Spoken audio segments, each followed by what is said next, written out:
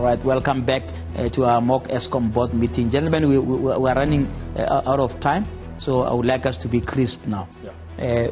Can you lead us, just round off the finance issue for us? Okay, quick one. Koko did suggest the prepaid metering, perfect solution. But who controls the prepaid metering solution? There are distributors who are buying bulk from Eskom, and we don't know how that is controlled right now. Are they paying Eskom on the bulk? Are they giving currently consumers the 50, megawatts in terms of allowed kilowatt electricity? That kind of an issue needs to be brought to fore again. And on top of it is, we want to open up, as the board now, the opportunities for distributors. Right now, the prepaid vendoring process is quite closed up. Very few, it's a club of monopoly suppliers who are enjoying. I'm not saying white, I'm saying monopoly suppliers. So don't misquote me. On top of it, those monopoly suppliers are sitting in a very cushioned position whereby they sell to estates, they sell to individual households, they distribute through Pick and Pay, ShopRite, and the other various entities. But are we recollecting that cash? Is Eskom getting that money in time as it is needed for its operation and everything? So that issue is quite important. The passing over of the grant as well as the social welfare allowance for the poor indigent household has to be reflected, by the way, on top of a prepaid metering. Right now, I don't think they're reflecting it. I mean, you can take your prepaid slip and tell me if you're getting your 50 kilowatts of electricity for free on first purchase. There's a whole lot of charges added onto it. And then bring back the regulation of the prepaid vendoring and metering. So in principle, a good suggestion, but we need to be able to not just cut and paste it into the future, but look at how it can better benefit the people. Secondly, spread the love, so to speak. Supply base. Not have a narrow supply base. All right, but I'll tell you something else on the finance before we go, in terms of the revenue issues. Yes, so we've always, and I say as a board, we've always taken the view that says government must take some of the debt, and government is doing that. And I can tell you, I do not believe that government will allow us to default. They will always step in. Eskom is too important to default. Otherwise, you trigger all the covenant, you put the economy at risk. So that's fine. But the second part that we've always relied on is that we will get the price we ask for from NERSA. And that is why in the last 2 days we are in court. It's never going to happen. So we then have to start saying, what is a tariff path? What is a tariff path that we must give to the customers to support economic development? And that tariff path is not going to be 20% that we are asking for. It's never going to be. So we must pick a tariff path. In my view, that tariff path is around 10%. And then we need to work into our costs. We need to look into our costs, we look into our primary energy costs. And I hope we'll get into that detail and get to the level of granularity. But most of all, most importantly, and this is what we have neglected and there's no conversation about it, is that our sales volume are declining. How do you fix that? We need to sell more terawatt hours. That must be our preoccupation. Our sales revenue must increase because our terawatt hours is increasing, not because our tariff is increasing. And that part, I think we've been missing. All right. Increase our sales volume by selling more. You know, there's a captive market in the Katanga region, North DRC. There's over 1,000 megawatt of captive market. That we should strengthen the transmission backbone to get into Katanga. In there we'll have 1,000 megawatt guaranteed. And we should not beat about the bush. We should go to government. Government must support us, and this is a decision we must take. JJ. All right, government must take a decision. I've got to park it there because I'm also going to run out of for everything else. Coal contracts, lead us there quickly. Okay, so if you do an analysis of the coal contracts, and that's my background at Eskom from the 1980s, interrupted albeit, and again in 2006, is that the best serving contracts for Eskom is when there's stability in the specifications and supply at a decent price. And if you look at the analysis of the Eskom current procurement program, the best prices come from the long-term contracts, which are either cost-plus or are indexed. Now, I believe that the indexed solution long-term is probably a better solution for Eskom, and it's more easily fundable. And then they need to cut down on the interim short-term emergency procurement, which has just caused them headaches, operationally and financially. But didn't you say they must have emergency supplies last week? Okay, but that's not from coal. That is from frying in other fuel. And I stand by that. And the reason I tell you that now is that since our last program, I've had more than 24 people phone me and say, listen here, if Eskom can't provide us with power, guaranteed, we off the grid. Yeah. And that's what's happening on a daily basis. I've got people coming to me for help to take them off the grid. And as Mr. Koko says, if that happens, Eskom sales go down. So you need to stabilize the people's mindset and this economy, confidence in this economy, that Eskom will not have any further load shedding. And really, with respect to Mr.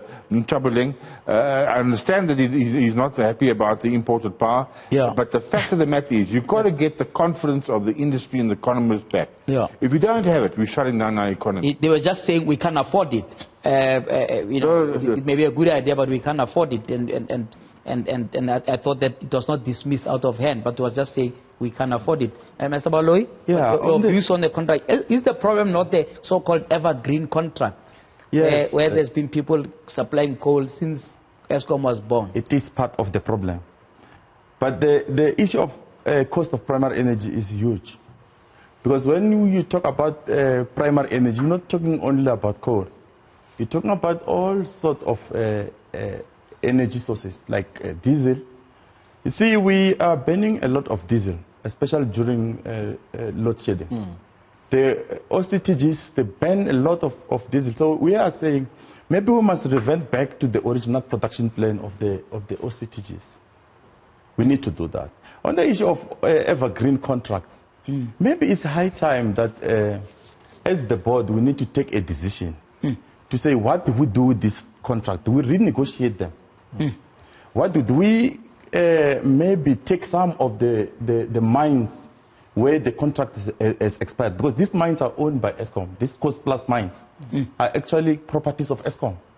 So maybe we need to take over the mines.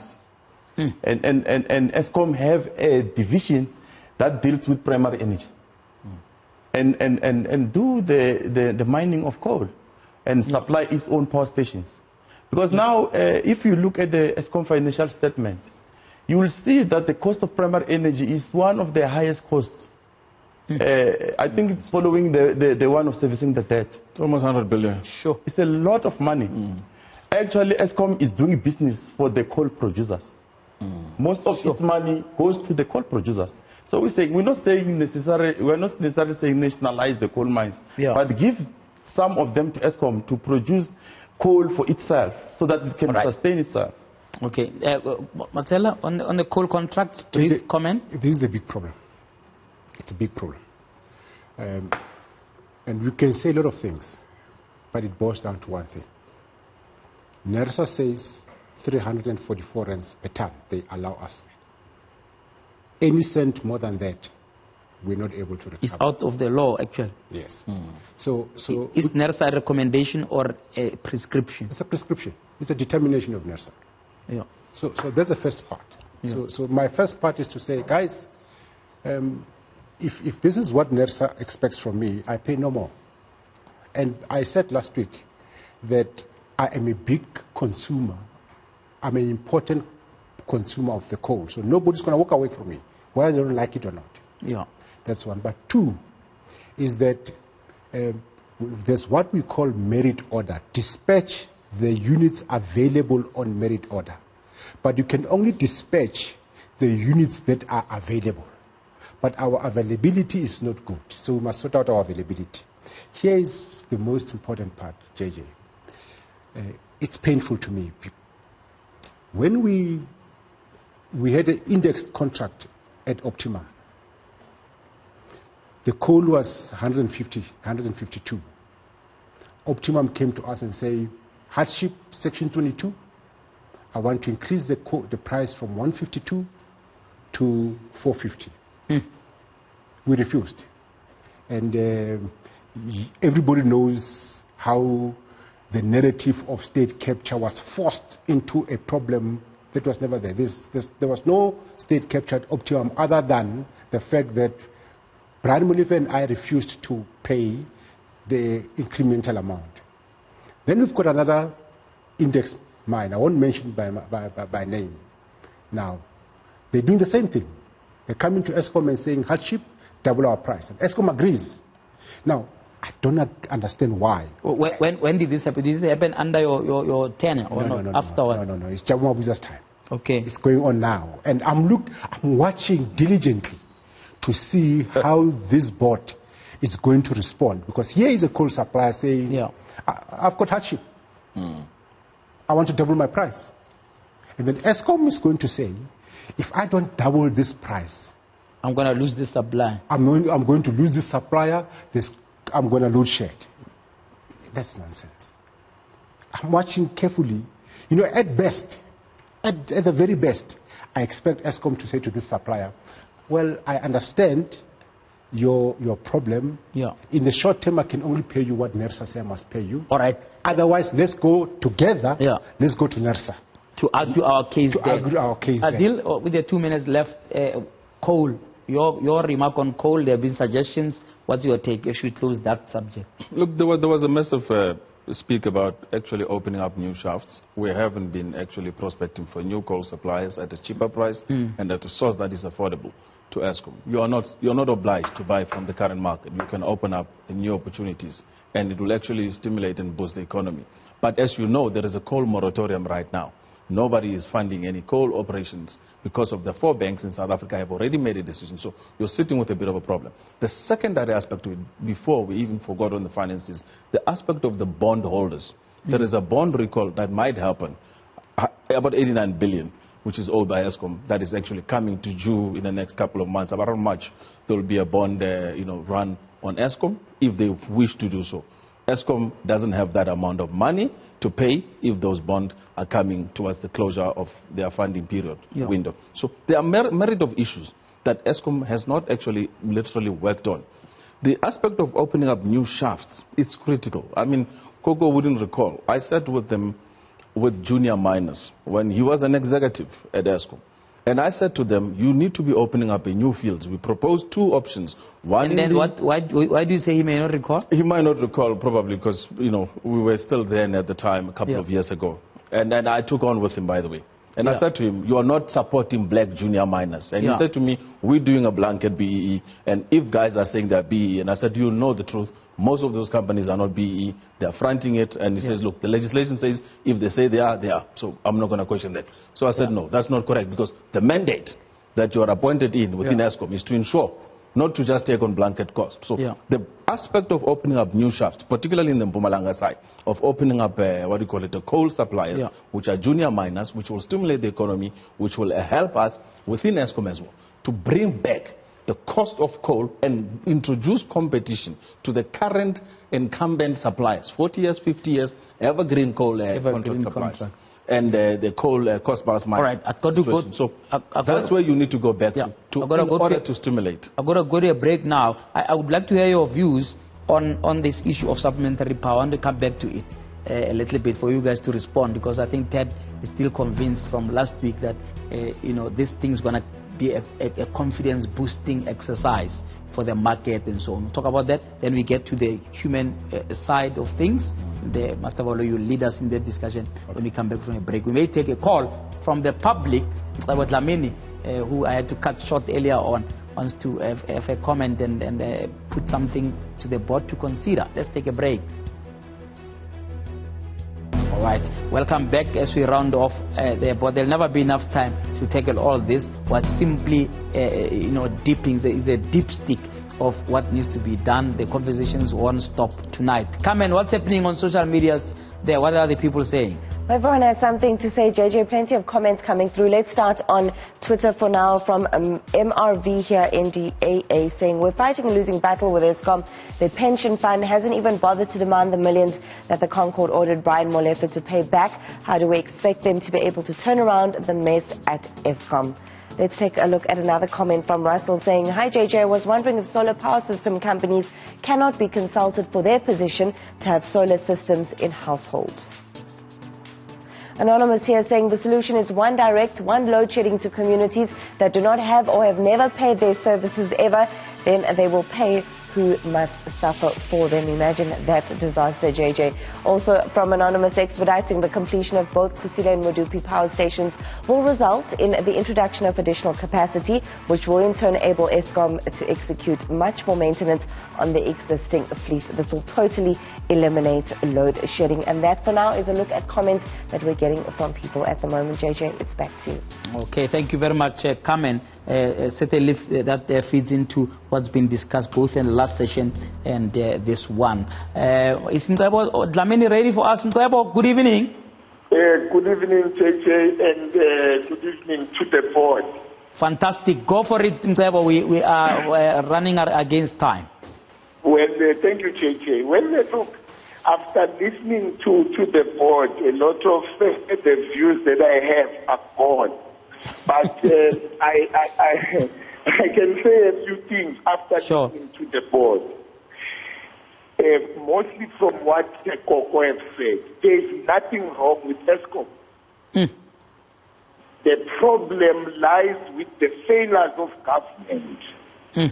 It takes us back to the fact that there is a political will and understanding of issues and where the country should go.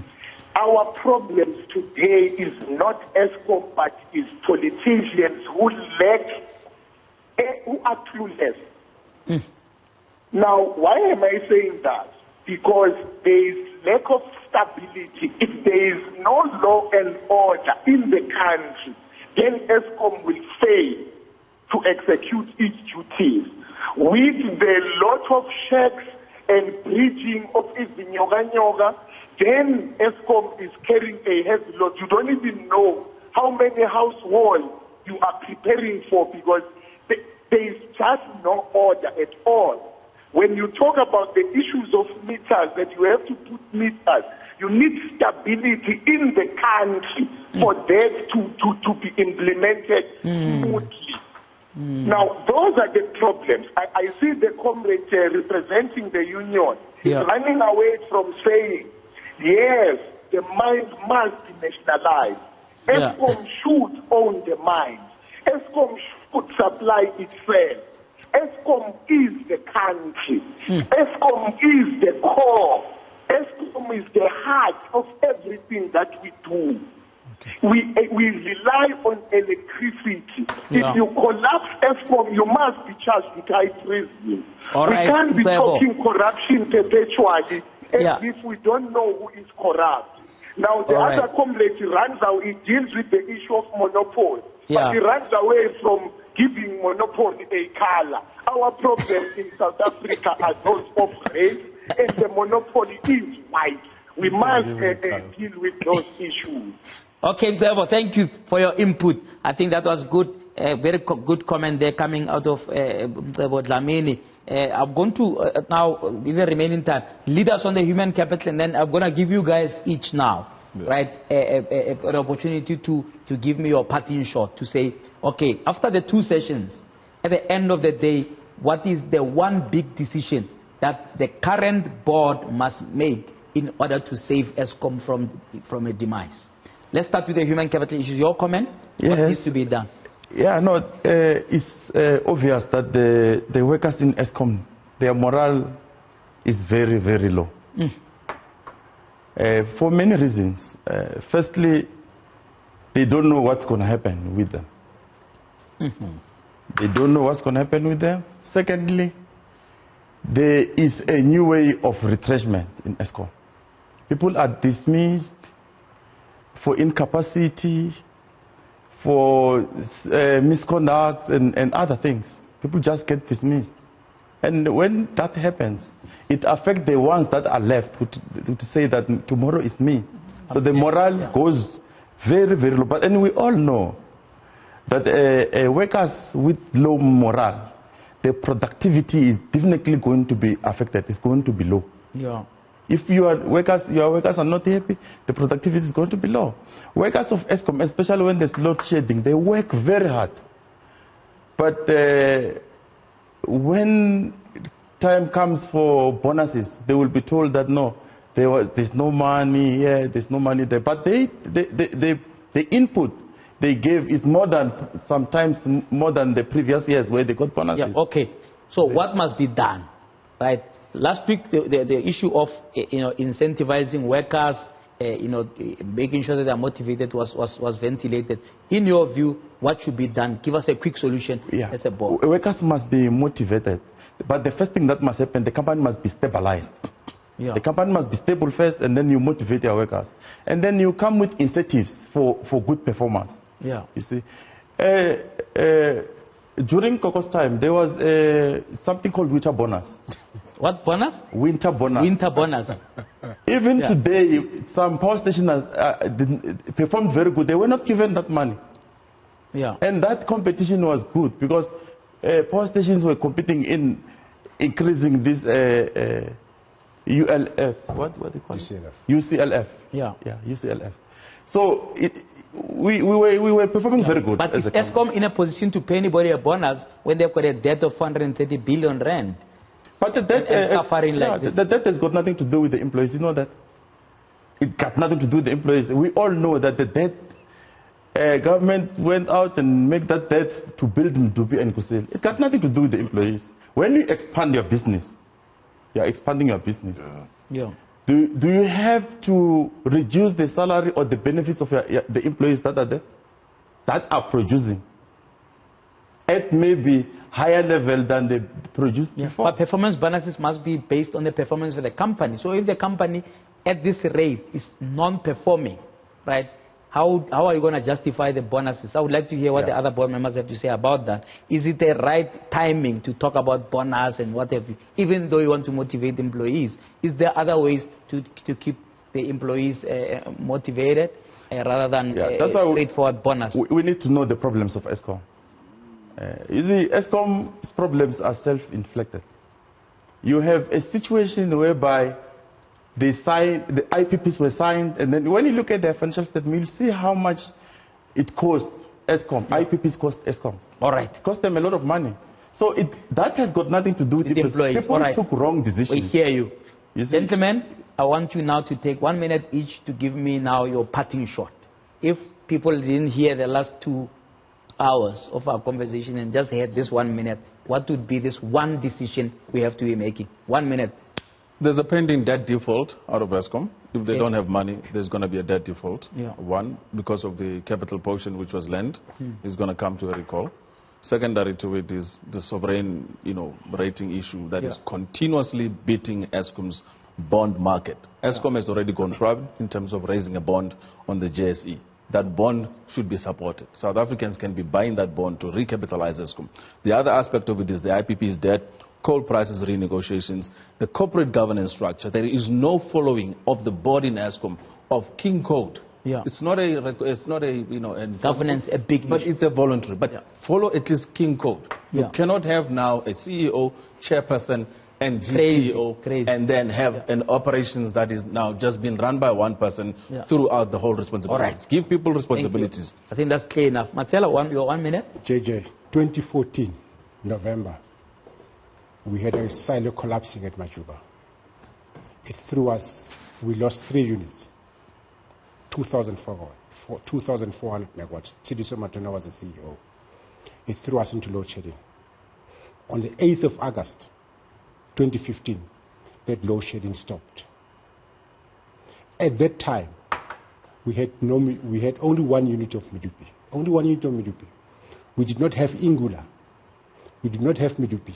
We did not have Kosile. The demand was high. There was no load shedding.